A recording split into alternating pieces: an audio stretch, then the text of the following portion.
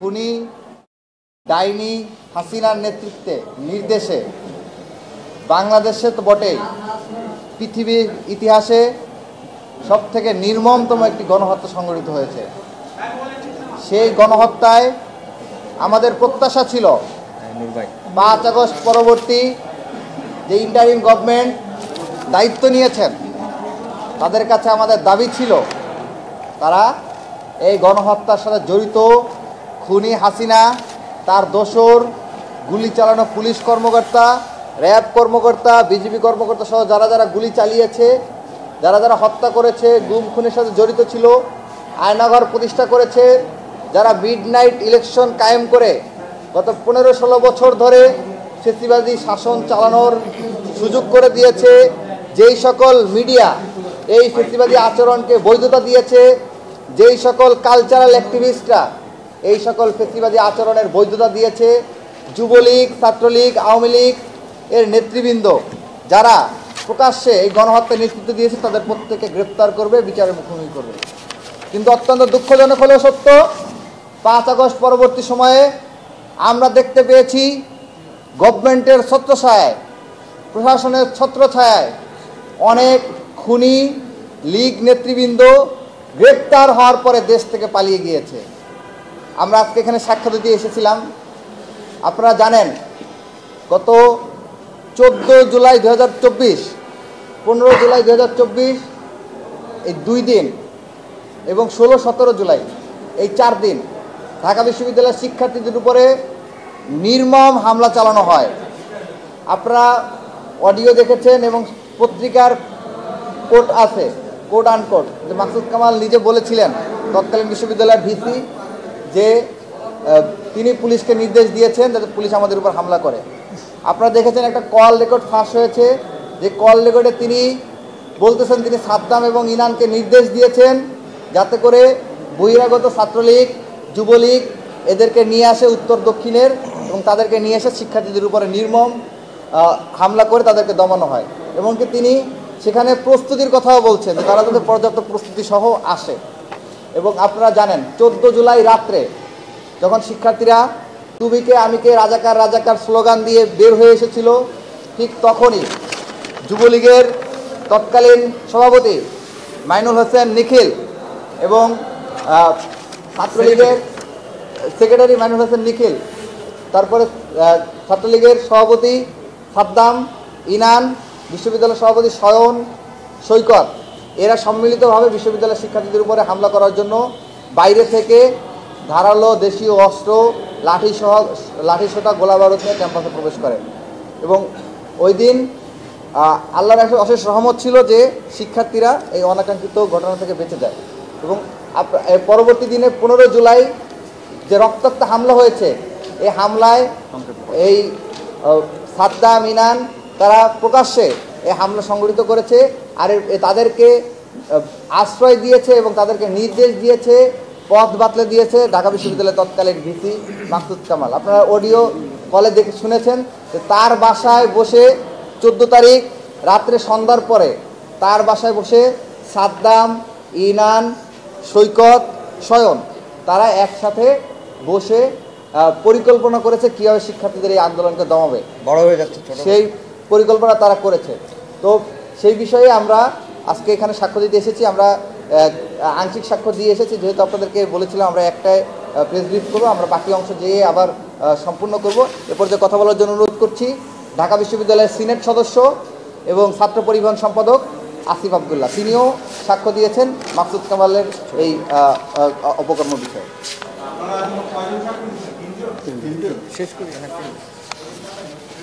সম্মানিত সাংবাদিক বন্ধুগণ, আপনারা জানেন যে 2024-এর 5ই জুন পরিপত্র বাতিলের পরে ধীরে ধীরে আন্দোলনটি সংগঠিত হয় এবং যখন 14ই জুলাই শেখ হাসিনা যখন আন্দোলনকারীদেরকে রাজাকারের নাতিপুতি আখ্যা দেয়, তারপর থেকেই মূলত আন্দোলনটা অনেক বড় করে শুরু হয় এবং দানা বাঁধে। এবং ওই দিন রাতেই আমরা যখন বিশ্ববিদ্যালয়ে অবস্থান করি, এরপরে আমরা চলে যাওয়ার পরে রাতে 2টার দিকে কিন্তু ছাত্রলীগ আবার ক্যাম্পাসে ঢুকে এখানে একটা মহড়া দেয়, শিক্ষার্থীদের বিরুদ্ধে বিভিন্ন স্লোগান দিতে থাকে।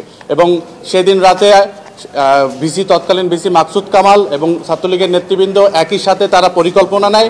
পরবর্তী দিন 15ই জুলাই শিক্ষার্থীদের উপর হামলা নীল নকশা সেখানেই করা হয় এবং 15ই জুলাই মল চত্বরে আমাদের নারী শিক্ষার্থী বোনদের উপর হামলা হয়। এরপরে শহীদুল্লাহ হল এলাকায় শিক্ষার্থীদের উপর ছাত্রলীগের টোকাই বাহিনী হামলা করে। সেই জায়গায় আমরা বিশ্ববিদ্যালয় শিক্ষার্থীদের নিরাপত্তায় আমরা সেখানে চাঙ্কারপুলে অবস্থান নেই। আমরা বাইরে থেকে লজিস্টিক সাপোর্ট নিয়ে আসার চেষ্টা করি। যে সকল সিএনজি ড্রাইভারের মাধ্যমে আমরা হয়তো লজিস্টিক সাপোর্টে কিছু লাঠিসোঁটা নিয়ে আসাই, সেই সিএনজি ড্রাইভারকেও তারা হামলায় তাকে রক্তাক্ত করে এবং এরপরেই কিন্তু শহীদুল্লাহ হল থেকে ছাত্রলীগকে বের করে দেওয়া হয়। এরপরে ঘটনা আপনারা জানেন যে 16ই জুলাই যখন আমরা শহীদুল্লাহ হলের সাইডে থেকে শহীদ মিনারে আন্দোলন করি, সেই সময়েও ছাত্রলীগের গুন্ডা বাহিনী টিএসসিতে অবস্থান করে। তাদের বিভিন্ন ছবিতে তাদের হাতে দেশীয় অস্ত্র দেখা গিয়েছিল এবং 16 জুলাই রাতে 17 জুলাই যে প্রথম প্রহরে ছাত্রলীগকে যখন বিভিন্ন হল থেকে বিতাড়িত করা হয়, এরপরে হল ভ্যাকেন্ট করা হয়। প্রত্যেকটা ইস্যুতে তৎকালীন ভিসি মাকসুদ কামাল ছাত্রলীগের নেতৃবৃন্দের সাথে সমন্বয় করে এই প্রত্যেকটা ডিসিশন নেন এবং গায়েবানা জানাজার পরবর্তীতে আমাদের উপর সেখানে টিয়ার শেল নিক্ষেপ করা হয়, সাউন্ড গ্রেনেড, টিয়ার গ্যাস মেরে আমাদের শিক্ষার্থীদেরকে আহত করা হয়। আমরা সেই জায়গায় অনেকে আহত হই। এরপর থেকেই সন্ধ্যাবেলায় 6টায় হল ভ্যাকেন্ট করার সিদ্ধান্ত হয়। পরবর্তীতে এই প্রত্যেকটা ইস্যুর সাথেই যে ভিসি মাকসুদ কামাল, স্বৈরাচার খুনি শেখ হাসিনা এবং ছাত্রলীগ নেতৃবৃন্দ জড়িত থাকার বিষয়ে আমরা আজকে জবানবন্দি দিয়েছি।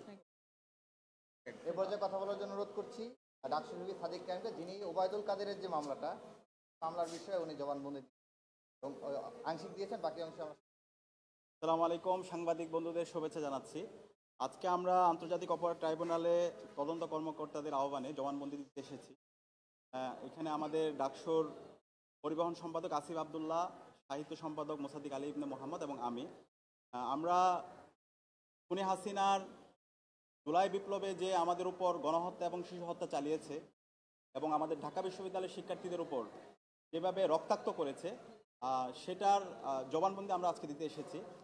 আপনারা জানেন, হাসিনা যখন আমরা যৌক্তিক আন্দোলন করছিলাম, এই যৌক্তিক আন্দোলনকে 14ই জুলাই সেটাকে রাজাকারের সাথে তুলনা করেছিল এবং এর প্রেক্ষিতে সেদিন ঢাকা বিশ্ববিদ্যালয়ের শিক্ষার্থীরা প্রতিটা হল থেকে স্লোগান দিয়েছিল, তুমি কে আমি কে, রাজাকার রাজাকার স্লোগানে, এবং পুরো ঢাকা বিশ্ববিদ্যালয় ক্যাম্পাস সেদিন মুখরিত হয়েছিল। সেদিন হাসিনা ঢাকা বিশ্ববিদ্যালয়ের ভিসিকে নির্দেশ দিয়েছিল তাদেরকে দমন করার জন্য, শিক্ষার্থীদেরকে দমন করার জন্য এবং তাদেরকে বহিষ্কার করার জন্য, এবং ইতিমধ্যে একটা অডিও রেকর্ড ফাঁস হয়েছে। এবং ওই সময়ের বিশ্ববিদ্যালয় ভিসি মাকসুদ কামাল ছাত্রলীগের সন্ত্রাসীদেরকে, ছাত্রলীগের সভাপতি সাদ্দাম, ইনান, সৈকত এবং শয়ন সবাইকে তার বাসায় নিয়ে গিয়েছিল এবং বহিরাগত নিয়ে এসে শিক্ষার্থীদেরকে দমন করার জন্য নির্দেশনা দিয়েছিল এবং সেই নির্দেশনার অডিও আপনারা ইতিমধ্যে পেয়েছেন। পরবর্তী দিন 15ই জুলাই রাজু ভাস্কর্যে আমাদের একটি শান্তিপূর্ণ কর্মসূচি ছিল। সেই শান্তিপূর্ণ কর্মসূচিতে ছাত্রলীগের সন্ত্রাসীরা, যুবলীগের সন্ত্রাসীরা এবং বহিরাগত নিয়ে এসে আমাদের শিক্ষার্থীদের উপর নির্মমভাবে হামলা করেছিল। এবং যখন আমরা আমাদের আহত ভাই বোনদেরকে নিয়ে হাসপাতালে যাচ্ছিলাম ঢাকা মেডিকেলে, সেদিন আপনারা দেখতে পেয়েছেন ঢাকা মেডিকেলে দফায় দফায় আমাদের ভাই বোনদের উপর হামলা করা হয়েছিল। আমরা যখন যারা সিভিয়ার আহত আছে তাদেরকে নিয়ে বিভিন্ন প্রাইভেট ক্লিনিকে যাচ্ছিলাম, সেখানেও আমাদের উপর হামলা করেছিল। এবং এই সকল হামলাগুলো মাকসুদ কামালের নির্দেশে এবং হাসিনার নির্দেশে, এবং ওই সময়ে এই হাসিনার ওভারঅল যে প্ল্যান, সেই প্ল্যানের যারা সহযোগী ছিল ওবায়দুল কাদের এবং বাহাউদ্দিন নাসিম, যে এই এলাকার এমপি ছিল, তাদের নির্দেশে, এবং যুবলীগের যারা সভাপতি ছিল, মহানগর সভাপতি এবং ছাত্রলীগের মহানগর সভাপতি, সেক্রেটারি সহ সবার নির্দেশে। এবং ওই দিন আমাদের সায়েন্সের যে 3টা হল আছে, শহীদুল্লাহ হলে দফায় দফায় শিক্ষার্থীদের উপর হামলা করা হয়েছিল। চাঙ্কারপুল থেকে বহিরাগত নিয়ে এসে আমাদের ভাই বোনদের উপর হামলা করা হয়েছিল। তো পরবর্তীতে 16 জুলাই আমরা আমাদের শহীদ মিনারে কর্মসূচি দিয়েছিলাম এবং এই শহীদ মিনারের কর্মসূচিতে ছাত্রলীগের সন্ত্রাসীরা, যুবলীগের সন্ত্রাসীরা এবং খুনি হাসিনার পেটোয়া বাহিনী চাঙ্কারপুল থেকে দফায় দফায় আমাদের উপর হামলা করেছিল এবং ওই দিন অনেকেই চাঙ্কারপুলে সেদিন আহত হয়েছিল। এবং সায়েন্স ল্যাবও সেদিন যারা বৈষম্যবিরোধী ছাত্র আন্দোলনের নেতৃবৃন্দ ছিল, ছাত্র সংগঠনের নেতৃবৃন্দ ছিল, সেদিন তাদের উপর হামলা করা হয়। এবং 15 জুলাই রাতে নটরডেম কলেজের শিক্ষার্থীদেরকে অ্যারেস্ট করে নিয়ে তাদেরকে বিভিন্ন ধরনের হুমকি দুমকি দেওয়া হয়। 16 জুলাই যখন আমরা প্রোগ্রাম করছিলাম শহীদ মিনারে, একই সময়ে রংপুরে আমাদের আবু সাইদের উপর হামলা হয়, এবং চট্টগ্রামে ওয়াসিম শান্তর উপর হামলা হয় এবং পরবর্তীতে আমরা জানতে পারি তারা শহীদ হয় এবং ওই দিন 16 জুলাই 6 জন সারা দেশে মুক্তিকামী ছাত্র জনতা শহীদ হয়। এর প্রেক্ষিতে আমরা 17 জুলাই ঢাকা বিশ্ববিদ্যালয়ে গাইবানা জানাজা দিয়েছিলাম এবং সেই গাইবানা জানাজা বিসির যে হচ্ছে আমাদের হচ্ছে বিসি চত্বর আছে, সেই বিসি চত্বরেই কর্মসূচি দেওয়া হয়। সেই বিসি চত্বরের গাইবানা জানাজা কর্মসূচিতে ছাত্রলীগের সন্ত্রাসীরা এবং খুনি হাসিনার পেটোয়া বাহিনী দফায় দফায় সেদিন আমাদের উপর হামলা করেছিল এবং এক পর্যায়ে বিশ্ববিদ্যালয় ক্যাম্পাস বন্ধ ঘোষণা করেছিল। তখন আমরা সামগ্রিকভাবে সবার সাথে কথা বলে আমরা সিদ্ধান্ত নিয়েছিলাম আমরা এই ক্যাম্পাসে অবস্থান করব, হাসিনার পতন না হওয়ার পর্যন্ত আমরা আমাদের আন্দোলন আমরা জারি রাখব। পরবর্তীতে ক্যাম্পাস শিক্ষার্থীদেরকে জোরপূর্বক ক্যাম্পাস ছাড়তে বাধ্য করা হয় এবং শিক্ষার্থীরা যখন ক্যাম্পাস ছেড়ে যাচ্ছিল, ছাত্রলীগের সন্ত্রাসীরা শাহবাগে আমাদের ভাই বোনদের উপর হামলা করে এবং হচ্ছে এদিকে কাটাপনের ওইখানে ছাত্রলীগের সন্ত্রাসীরা বিজয় 71 হল ছাত্রলীগের সন্ত্রাসী ইউনুসের নেতৃত্বে অসংখ্য শিক্ষার্থীদের উপর হামলা হয়। পলাশীর ওইখানে ছাত্রলীগের সন্ত্রাসীরা হামলা করে। এভাবে বিভিন্ন প্রান্তে বিশ্ববিদ্যালয় শিক্ষার্থীদের উপর হামলা করা হয়। এই সকল ঘটনার প্রবাহগুলো এবং যখন ক্যাম্পাস বন্ধ হয়ে যায় 18 জুলাই, আপনারা জানেন প্রাইভেট বিশ্ববিদ্যালয়ের শিক্ষার্থীদের উপর নির্মমভাবে নির্যাতন করা হয় এবং 18 জুলাই ঢাকার প্রাইভেট বিশ্ববিদ্যালয়ে আমাদের অসংখ্য ভাই বোনরা সেদিন শহীদ হয়েছিল এবং পরবর্তীতে 18 জুলাই রাতে ইন্টারনেট ব্ল্যাক আউট করে দেওয়া হয় এবং 19 জুলাই ঢাকার যাত্রাবাড়ি, রামপুরা, বাড্ডা, মিরপুর, সাভার সহ সব জায়গায় মুক্তিকামী ছাত্র জনতা রাস্তায় নেমে পড়েছিল এবং 19 জুলাই থেকে 23 জুলাই পর্যন্ত সারা দেশে একটা গণহত্যা এবং শিশু হত্যা সংঘটিত হয় এবং এই সকল গণহত্যা এবং শিশু হত্যা, শিক্ষার্থীদের উপর নির্যাতন, নিপীড়ন, এই সকল ঘটনার সাথে খুনি হাসিনা এবং ওই সময় বিশ্ববিদ্যালয়ের প্রশাসন, মাকসুদ কামাল নেতৃত্বে যে প্রশাসন ছিল তারা জড়িত ছিল। ছাত্রলীগের কেন্দ্রীয় সভাপতি, সেক্রেটারি সাদ্দাম, ইনান, শয়ন এবং সৈকত, একই সাথে যুবলীগ এবং মহানগর ছাত্রলীগ এবং ওই সময় যে প্রশাসনে যারা বিভিন্ন পুলিশ, র্যাবের বিভিন্ন পর্যায়ের যারা দায়িত্বে ছিল সবাই এই সাথে জড়িত ছিল। তো আমাদের সামগ্রিক জবানবন্দিতে আমরা ঘটনার বিস্তারিত প্রবাহগুলো জানিয়েছি এবং আমরা আশা রাখছি এই ঘটনাগুলো যে খুনি হাসিনা এবং তার যে টিম ছিল, যারা এই গণহত্যার মাস্টারমাইন্ড ছিল, তাদেরকে দ্রুত সময়ের মধ্যে দেশে নিয়ে এসে, খুনি হাসিনার তো রায় এসেছে, পাশাপাশি তার আশেপাশে যারা মাস্টারমাইন্ড ছিল তাদের সবাইকে এই স্বাধীন বাংলাদেশে তাদেরকে বিচার নিশ্চিত করার মাধ্যমে আমরা শহীদদের আত্মাকে আমরা শান্তি পাবো কিন্তু ইনশাআল্লাহ। মাকসুদ কামাল এখনো কেন তার হলো না? এখানে দুটো দেশেই বিষয়, আছে। মাকসুদ কামালের ইস্যুতে দুটো বিষয়। প্রথমত হচ্ছে আপনারা জানেন যে 15 জুলাই যে রক্তাক্ত হামলা হয়েছিল, সেই হামলার নেতৃত্ব দিয়েছিল ছাত্রলীগের ঢাকা উত্তর মহানগরের সভাপতি রিয়াজ মাহমুদ।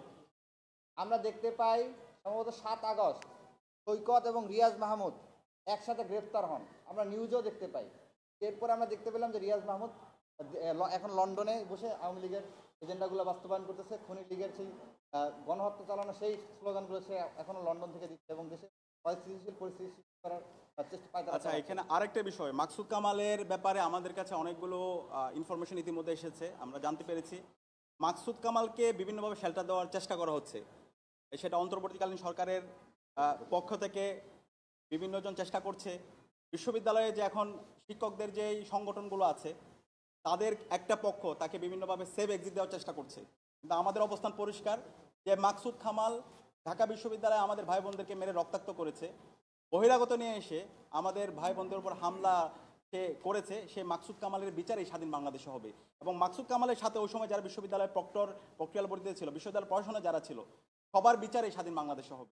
তারা এই বিশ্ববিদ্যালয়ে রক্তের দাগ লাগিয়েছে, আমাদের ভাই বোনদেরকে মেরে রক্তাক্ত করেছে। আমরা যখন হাসপাতালে যাচ্ছিলাম, সেই হাসপাতালে ইসরায়েলিরা যেভাবে ফিলিস্তিনের উপর হামলা করে ঠিক একই কায়দা, তার চাইতে বর্বর কায়দায় আমাদের ভাই বোনদের উপর হামলা করেছে। সুতরাং এই মাকসুদ কামাল এবং মাকসুদ কামাল গং যারা ছিল সবার বিচার এই স্বাধীন বাংলাদেশে হবে এবং সকল এভিডেন্সগুলো আমাদের হাতে আছে। আমরা সেই এভিডেন্সগুলো আমরা আজকে আন্তর্জাতিক অপরাধ ট্রাইব্যুনালকে দিয়েছি।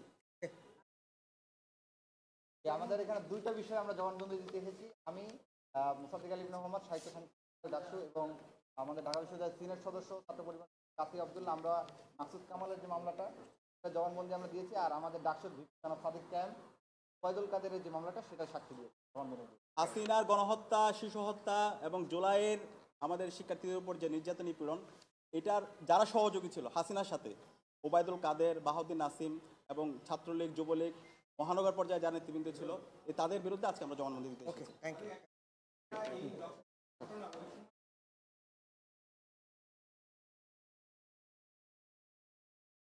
আচ্ছা, এই আন্দোলনের জুলাই বিপ্লবের শুরু থেকে শেষ পর্যন্ত নীতি নির্ধারণ এবং মাঠ পর্যায়ে সমন্বয়ের সাথে আমি যুক্ত ছিলাম।